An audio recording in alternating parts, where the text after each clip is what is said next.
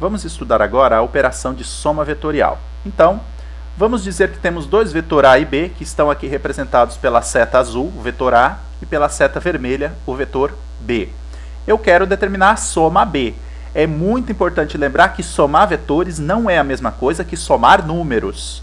Somar números, a gente simplesmente soma os valores dos números, mas somar vetores significa determinar um vetor resultante, no caso o vetor soma, às vezes representado pela letra S, às vezes representado pela letra R, ou até por outra letra, que seja exatamente a soma não somente dos valores, mas que una também informações sobre direção e sentido do vetor resultante.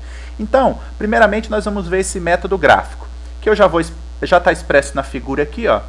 É que o vetor verde será o vetor soma, que é o vetor também chamado vetor resultante. Então, esse método é chamado método poligonal. Ele é um método gráfico, e nesse método nós falamos o seguinte: graficamente, nós vamos unir a extremidade do primeiro vetor com a origem do segundo vetor, e assim por diante. Assim por diante, se tiver vários vetores, nós vamos unindo a origem de um com a extremidade de outro.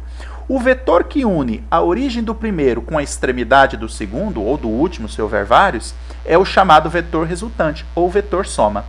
Então veja só, eu quero somar o vetor A em azul e o vetor B em vermelho. O que eu faço? Eu uno as origens, né? Eu pego aqui a origem do B, que é o segundo, com a extremidade do A, que é o primeiro, né? Então uno a extremidade do primeiro, que é o A, com a origem do segundo, que é o B, né? E o vetor soma vai ser o vetor que une a origem do primeiro com a extremidade do segundo. Então esse vetor verde ele sai lá de onde começa o primeiro e termina lá onde vai o segundo. Esse é o vetor soma, tá? Então graficamente é esse vetor em verde. Existe um outro método gráfico alternativo, que é o chamado método paralelogramo, que eu não vou aprofundar aqui, porque ele é equivalente a esse, só que ele tem que ser feito para dois vetores por vez. Aqui eu estou fazendo dois vetores, mas o método da poligonal poderia ser feito para vários vetores ao mesmo tempo. Então, por isso que o método da poligonal é mais interessante ser expresso agora, tá? Mas existe esse outro método gráfico. Bem, vamos ver algumas propriedades da soma. Primeiramente, a lei comutativa. Se eu fizer A mais B vetorialmente, é a mesma coisa de eu fazer B mais A. Então veja, aqui é a mesma operação anterior, ó, A em azul e B em vermelho. Então, resulta nesse vetor verde S. Por outro lado, se eu fizer o B primeiro e o A depois, mantendo as suas inclinações, lembrando que eu posso sempre mover esses vetores A e B no espaço, mas eu não posso alterar seus tamanhos e nem suas inclinações. Então eu simplesmente aqui nesse slide, eu copiei o A e o B e troquei as posições deles. E veja que eles saem da mesma origem e terminam na mesma extremidade do vetor S aqui, que é o vetor soma. Então, tanto faz eu falar AB mais BA. E isso pode ser provado também algebricamente, não apenas graficamente. Algebricamente, a gente faz a conta, vamos ver como fazer isso mais à frente, e vamos ver que essa operação é perfeitamente válida. Então, tanto faz a soma vetorial ser A mais B ou B mais A, ou incluindo outros vetores também. Outra lei é a lei associativa. Se eu tenho vários vetores sendo somados, não importa a ordem que eu faça a soma. Então, por exemplo, se eu fizer A mais B primeiro e depois somar C, é a mesma coisa que eu somar B mais C primeiro e depois somar A. Então, essa figura aqui parece meio complicadinha, mas vamos ver. Ó, aqui nessa primeira eu vou fazer A mais B, que resulta nesse vetor aqui, A mais B, e depois eu vou somar C. Coloco o outro C aqui na extremidade da soma, e o vetor resultante é esse em preto.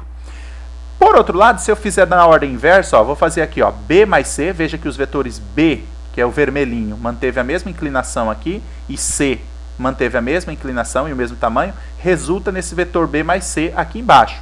E depois eu coloco o A aqui, e o vetor que vai da origem do primeiro até a extremidade do segundo é o preto, que na verdade é o mesmo que está aqui, né? Então, graficamente, dá de ver que tanto faz eu somar esses dois primeiros ou somar esses dois primeiros. Isso pode ser para 3, ou para 5, ou para 1000 vetores. Tanto faz a ordem que eu faço a soma.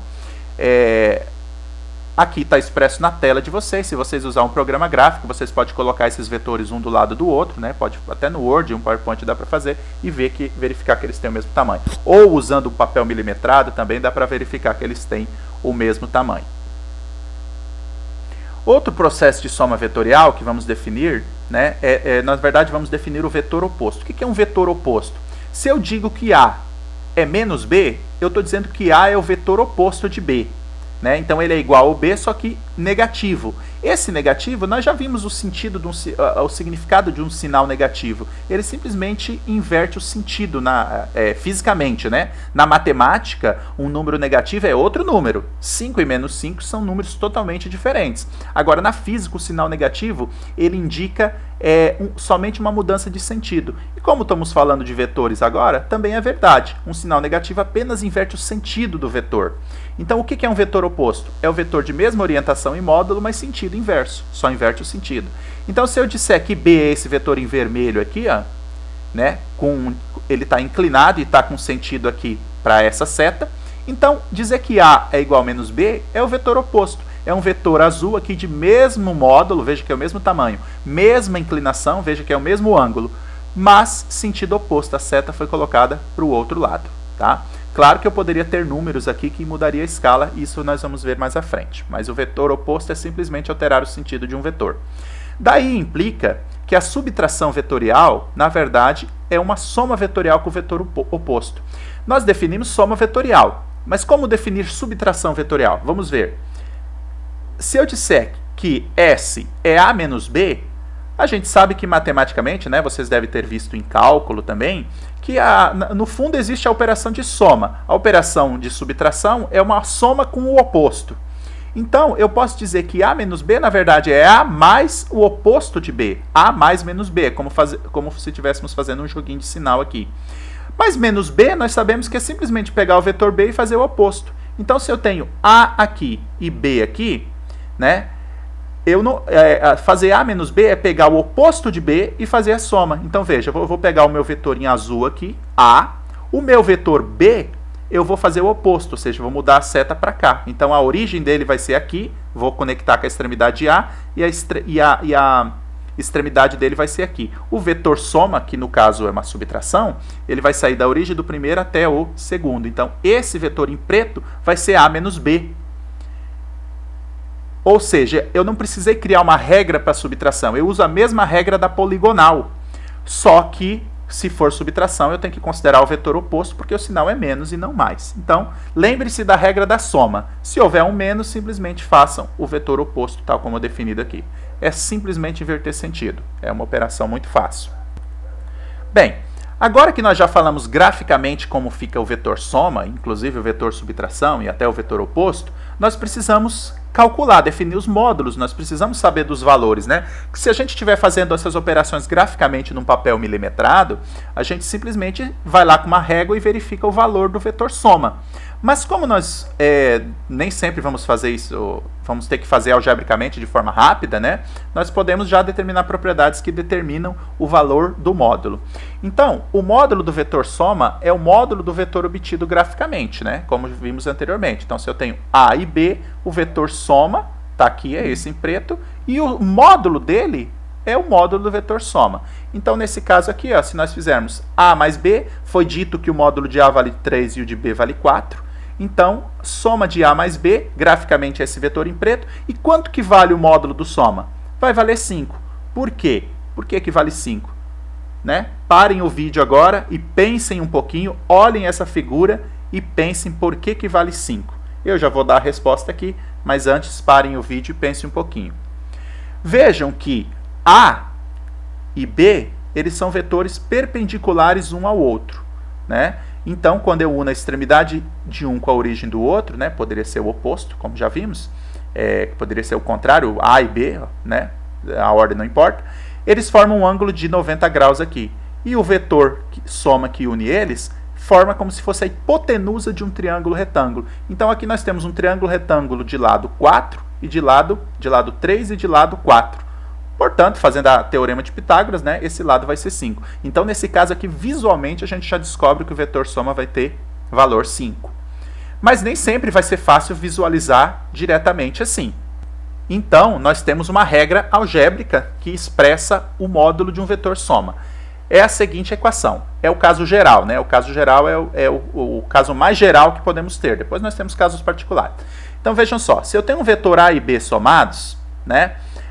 Vejam que aqui eles estão unidos pela origem e não pela extremidade. Mas é só uma forma de desenhar. Porque se eu pegar esse B aqui e colocar na origem do A, se eu pegar a origem do B e colocar na extremidade do A, que seria essa linha aqui, nós vamos ter lá o método da poligonal que falamos. Mas aqui eu simplesmente desloquei ele para cá para formar uma figura mais genérica.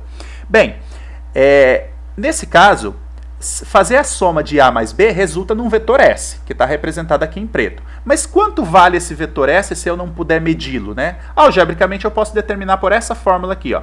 Se S é igual a A mais B, ou seja, se o vetor S é a soma do vetor A com o vetor B, então o módulo de S, o valor de S é dado por raiz quadrada do quadrado do módulo de A, mais o quadrado do módulo de B, mais 2 vezes o módulo de A vezes o módulo de B, vezes o cosseno de θ.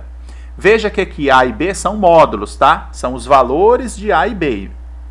Da mesma forma, θ é um ângulo que nós vamos definir da seguinte forma. θ é o menor ângulo entre os vetores A e B. Então, por isso que eu uni os vetores A e B pela origem, para demonstrar o menor ângulo entre eles. O método da poligonal, eu uno A e B pelas extremidades. A origem de um com a extremidade de outro. Mas para determinar o menor ângulo para o caso geral da soma, eu uno pelas origens e aí determino o menor ângulo. Então, por que menor ângulo? Ó, A e B, eles têm um ângulo entre eles aqui, que é um ângulo menor, e tem um ângulo aqui, que é um ângulo maior. Então, eu vou usar o ângulo menor. O cosseno desse ângulo menor dentro dessa fórmula dá o módulo de A. Isso aqui é uma coisa que talvez você já conheça como lei dos cossenos, né? Dentro da trigonometria existe uma regra chamada lei dos cossenos, se eu não estou enganado é um sinal negativo, mas pela propriedade geométrica aqui seria positivo. Você já deve ter percebido o grande apelo geométrico de vetores. Na verdade, vetores são grandezas geométricas, né? No plano ou em 3 dimensões, eles são grandezas geométricas. Agora, acima de 4 dimensões, nós podemos ter representações vetoriais, só que aí eles já são grandezas algébricas, porque a trigonometria em 4 dimensões é uma trigonometria, não é a trigonometria básica, né? Além disso, né, o ângulo θ é obtido unindo as origens dos vetores, diferente do método poligonal, como já mencionei. Só que, claro, tem casos particulares, né? Vocês poderiam dizer, tá, mas e se aqui esse ângulo fosse reto, como no exemplo anterior? Né? Ou se eles fossem paralelos? Então vamos ver os casos particulares. Essa regra é geral, vale sempre. Mas, num caso particular, eu posso simplificar a regra. Por exemplo, vamos pensar 2 vetores que tenham mesma inclinação e mesmo sentido. Ou seja, o ângulo entre eles seria 0, né? Vamos pensar aqui o vetor A e o vetor B. O vetor A aqui e o vetor B. É fácil ver, pessoal, que a soma é unir a extremidade de um com a origem do outro. E o vetor soma simplesmente iria da origem do primeiro até a extremidade do segundo. Portanto, o vetor soma, que é o módulo desse aqui, é visualmente claro que é só somar os 2 módulos, né?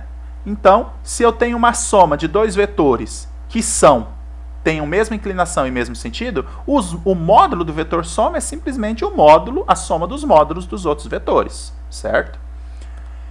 Agora, vamos pensar no caso particular em que eu tenho vetores de mesma inclinação, só que sentidos opostos. Por exemplo, aqui, ó, o vetor A e o vetor B são ambos horizontais, só que o vetor A é para a direita e o vetor B tem sentido para a esquerda, então eles têm sentidos opostos. Se eu fizer a soma da poligonal lá, ó, uno a origem do segundo com a extremidade do primeiro, o vetor soma vai ser o que une a origem do primeiro com a extremidade do segundo, vai ser esse S. Aqui também podemos ver visualmente que o módulo de S é simplesmente a subtração. Isso tudo menos isso, né? Porque essas setas têm tamanhos que representam os vetores. Então, se o vetor soma é a soma de A mais B, de 2 vetores que têm sentidos opostos e mesma inclinação, então o módulo do vetor soma é A menos B, porque simplesmente ele é como se um vetor fosse no sentido oposto, ele é negativo, né? Sentido negativo. A pergunta aqui, quem que eu faço A menos B? Eu não poderia fazer B menos A? Na verdade, a gente sempre vai fazer o vetor maior de módulo maior menos o de módulo menor, para que o módulo da resultante seja positiva. O módulo de um vetor é sempre positivo, lembre-se disso. O negativo num vetor é uma associação de sentido, então o módulo dele sempre tem que ser positivo. Se, por exemplo, vocês dizem, o carro está com uma velocidade menos 7 metros por segundo, na verdade ele está com uma velocidade 7 metros por segundo no sentido oposto da trajetória. Então sempre o maior menos o menor, já faça a verificação. Se vocês errarem e derem um sinal negativo, simplesmente façam a troca, certo? Aqui nós voltamos a um caso particular que eles são ortogonais, que foi um dos primeiros exemplos que a gente viu. Então, nós temos A e B são vetores ortogonais. Vejam que eles estão unidos pela origem simplesmente para identificarmos um ângulo ou para verificarmos que são ortogonais, né? Se fosse fazer o método da poligonal, eu pegaria o B e colocaria aqui, nessa figura, né? Mas vejam, pessoal, o método da poligonal é para a gente desenhar os vetores, enquanto que a gente une as origens deles para fazer a soma numérica, né? Fazer o cálculo do módulo numericamente. Então eu tenho o vetor A e B, a gente já sabe que a soma vai fazer essa diagonal aqui, e nesse caso deles ser ortogonais, isso aqui é claramente um triângulo retângulo, né? Ó, pega o vermelho e põe aqui, claramente um triângulo retângulo. Então a soma de A mais B ortogonais vai ter um módulo S dado por uma lei de Pitágoras, né? Raiz quadrada do módulo do primeiro ao quadrado mais o módulo do segundo ao quadrado. Bem facinho. E aí vocês poderiam perguntar, tá, e se esses vetores A e B não tivessem 90 graus, tivessem um ângulo qualquer? Aí nós cairíamos no caso geral, que é o primeiro caso que nós exploramos. Eu incluiria aqui um termo 2AB, cosseno do menor ângulo aqui entre eles. Vamos ver agora um exemplo desse caso.